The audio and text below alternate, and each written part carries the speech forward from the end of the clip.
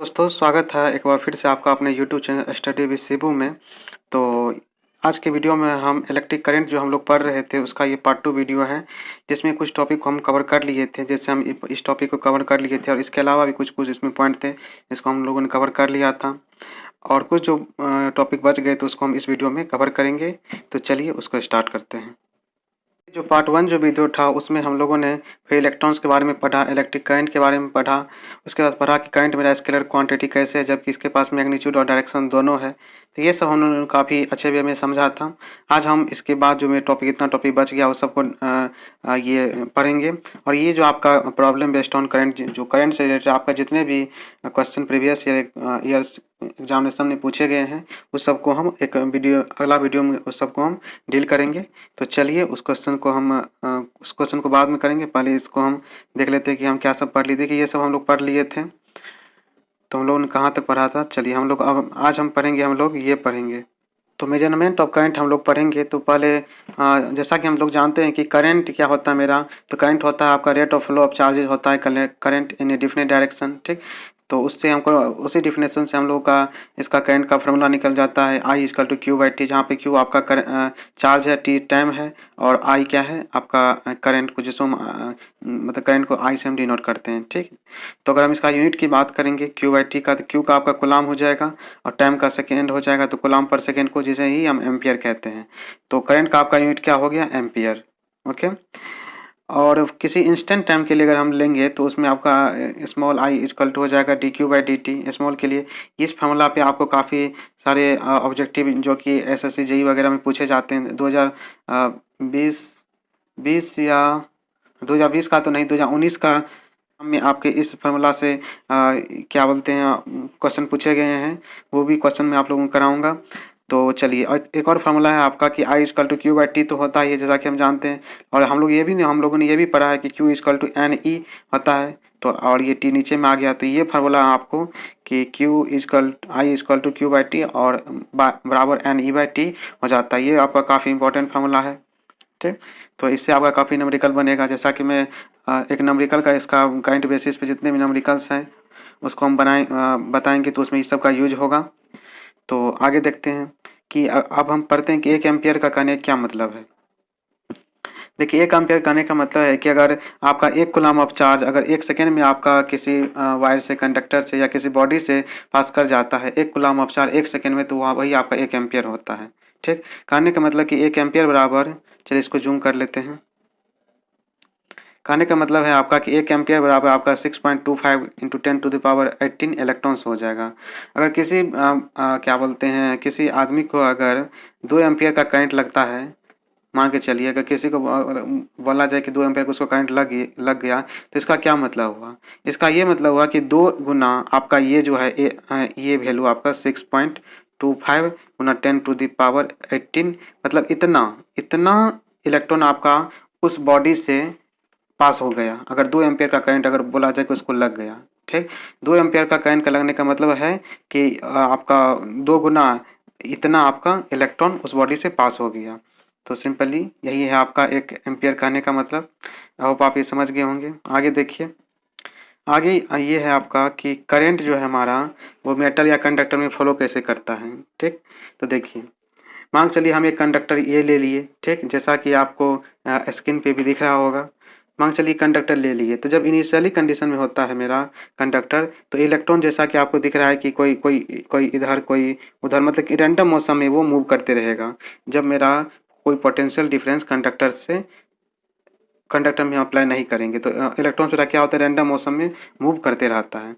लेकिन जब जब ही हम कोई पोटेंशियल डिफरेंस, यहाँ पे कोई वोल्टेज सोर्स या पोटेंशियल डिफरेंस हम उसके कंडक्टर के अक्रॉस उसको हम अप्लाई कर देंगे, तो मेरा क्या होगा, ये जो इलेक्ट्रॉन था तो क्या होगा कि हम ये जितने भी इलेक्ट्रॉन्स थे कंडक्टर के इनसाइड, वो क्या होंगे आपके पॉजिटिव टर्मिनल की ओर आएंगे। मतलब पॉजिटिव टर्मिनल में हमारा यहाँ पे है, तो करंट मेरा क्या करेगा, इलेक्ट्रॉन मेरा क्या करेगा, ये इधर से यहाँ पे आने का कोशिश करेगा। ठीक, तो पॉजिटिव टर्मिनल की तरफ करंट में इलेक्ट्रॉन आता है। तो इसके जस्ट अपोजिट क्या होता है आपका, देखिए चलिए एक बार इसको रफ किया जाए। जैसे हम पोटेंशियल डिफरेंस अप्लाई कर दे तो वो पॉजिटिव टर्मिनल मेरा यहाँ पे है, तो मेरा इलेक्ट्रॉन क्या होगा, ये इधर आने को चाहेगा, क्योंकि आप जानते हैं कि इलेक्ट्रॉन मेरा नेगेटिव चार्ज है और ये यहाँ पे अगर पॉजिटिव है तो वो एक दूसरे को अट्रैक्ट करेगा, मतलब इलेक्ट्रॉन मेरा इधर से इधर आएगा। तो इसके जस्ट अपोजिट क्या होता है कि मेरा करंट का फ्लो होता है। तो देखिए इस इधर मेरा करंट का फ्लो हो गया, तो मतलब कहने का मतलब ये है कि आपका direction of flow of electric current जो होता है वो जस्ट अपोजिट होता है आपका फ्लो ऑफ फ्री इलेक्ट्रॉन का। और वो क्यों होता है उसको हम एक सेपरेट वीडियो लाएंगे, यहाँ पे हम बताएंगे आपको, तो मेसअप हो जाएगा। तो क्यों होता है आपका जस्ट अपोजिट इलेक्ट्रिक करंट का डायरेक्शन फ्री इलेक्ट्रॉन के डायरेक्शन के जस्ट अपोजिट क्यों होता है, उसको हम एक अगले वीडियो में अच्छे वे में उसको हम कवर करेंगे। तो बेसिकली आपका कहने का मतलब इस टॉपिक से आपको यही पढ़ना है कि आपका इलेक्ट्रिक करंट का जो डायरेक्शन होगा वो आपका जस्ट अपोजिट होगा फ्री इलेक्ट्रॉन्स के डायरेक्शन के। ठीक, आई होप आप ये समझ गए होंगे। नेक्स्ट देखिए हमारा जो एक था इलेक्ट्रिसिटी, इसके बारे में थोड़ा जान लेते हैं। ये आप लोग को ऐसे जानना नहीं है, लेकिन एक कॉन्सेप्ट के लिए जान लीजिएगा तो अच्छा ही है। देखिए इलेक्ट्रिसिटी आपका दो टाइप का होता है, करंट इलेक्ट्रिसिटी और स्टैटिक इलेक्ट्रिसिटी। ठीक, तो देखिए करंट इलेक्ट्रिसिटी को ही हम सिंपल वर्ड में करंट बोलते हैं, करंट इलेक्ट्रिसिटी को ही हम सिंपल वर्ड में करंट बोलते हैं, इसी को हम डायनामिक इलेक्ट्रिसिटी बोलते हैं। ठीक, डायनामिक क्यों बोलते हैं और स्टैटिक क्यों बोलते हैं, चलिए वो पहले आप बाद में बताते हैं। पहले आप इतना समझिए, करंट इलेक्ट्रिसिटी को ही करंट सिंपल वर्ड में बोलते हैं इलेक्ट्रिक करंट, और करंट इलेक्ट्रिसिटी को ही डायनामिक इलेक्ट्रिसिटी बोलते हैं। ठीक, चलिए आगे देखिए। अब देखिए करंट इलेक्ट्रिसिटी कहने का मतलब स्टैटिक इलेक्ट्रिसिटी कहने का मतलब क्या है कि जैसा कि मैंने आपको बताया कि करंट को डायनामिक बोलते हैं, तो डायनामिक और स्टैटिक सिंपल से भी आप सिंपल मतलब से भी आप समझ जाइए, डायनामिक व स्टैटिक। डायनामिक कहने का मतलब है कि कोई चीज़ इसमें मूव करेगा, डायनामिक का मतलब तो यही होता है, आप भी जानते होंगे कि डायनामिक का जब भी बोल दिया तो उसमें कोई चीज़ मूव करेगा, और स्टैटिक बोल दिया तो स्टैटिक या स्टेशनरी जो हो आपका बोल दिया तो इसका मतलब इसमें कोई चीज़ क्या होगा, फिक्स रहेगा, ये इसे मूव नहीं करेगा। जस्ट लाइक आपको आप भी जानते होंगे ट्रांसफर मेरा स्टेशनरी डिवाइस है, तो अलग बातें हैं, लेकिन यहाँ पे आप समझिए कि डायनामिक का मतलब उसमें मूवमेंट होगा, और स्टैटिक का मतलब उसमें मूवमेंट नहीं होगा।